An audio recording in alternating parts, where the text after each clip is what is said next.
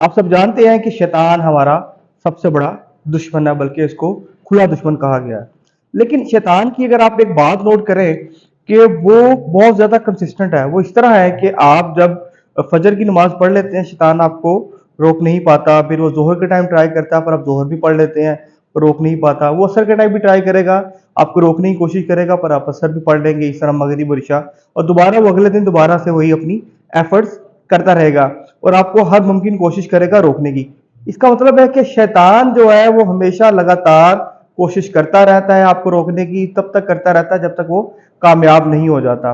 और आप इवन जितने मर्जी बड़े इंसान हो, आपका रुतबा रूहानी रुतबा जितना मर्जी बुलंद हो, लेकिन शैतान आप पे फिर भी अटैक करेगा। क्यों? इसी तरह क्या इंसान अपनी कंसिस्टेंसी को क्यों लूज कर देता है? हमें चाहिए कि हम भी अपनी कंसिस्टेंसी को लूज ना करें और नेकियों की कोशिश लगातार करते रहें, ताकि हमारे दुनिया के और दीन के मामला आसान हो जाएं। अस्सलाम वालेकुम वरहमतुल्लाहि वबरकातुहू।